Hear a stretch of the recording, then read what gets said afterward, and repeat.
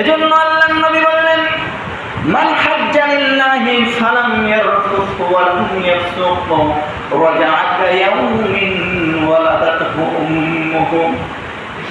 আল্লাহর নবী এজন্য বললেন, মান হাজ্জা লিল্লাহ, এক নম্বর শর্ত হচ্ছে আল্লাহর বান্দা হজ করবে মাত্র একজনের জন্য, তিনকে দুনিয়ার কোনো শব্দ থাকবে না।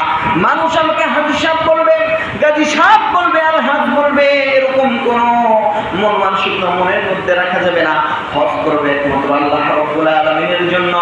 আল্লাহর বান্দা একমাত্র আল্লাহর জন্য যখন হজ করবে, আর সেই হজে যাওয়ার পরে ফালাম ইয়ারফুস ওয়া লাম ইয়াফসুক, কোন গুনাহের কাজে লিপ্ত হবে না, স্ত্রী সহবাসে লিপ্ত হবে না, আল্লাহর জন্য কোন অস্ত্রে ফাঁসে কাজ করবে না।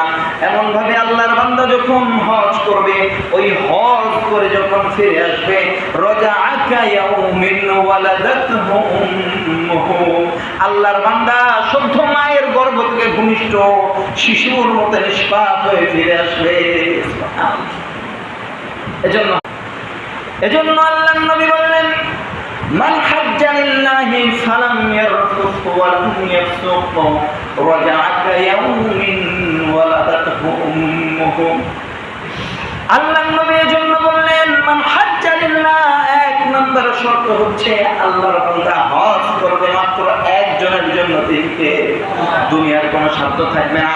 মানুষ আমাকে হাজি সাহেব বলবে, গাজী সাহেব বলবে, আর হাজ বলবে, এরকম কোন মন মানসিকতা মনের মধ্যে রাখা যাবে না।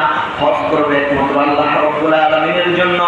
আল্লাহর বান্দা একমাত্র আল্লাহর জন্য যখন হজ করবে, আর সেই হজে যাওয়ার পরে ফালাম ইয়ারফুস ওয়া লাম ইয়াফসুক, কোন গুনাহের কাজে লিপ্ত হবে না, স্ত্রী সহবাসে লিপ্ত হবে না, আল্লাহর জন্য কোন অস্ত্রে ফাঁসে কাজ করবে না।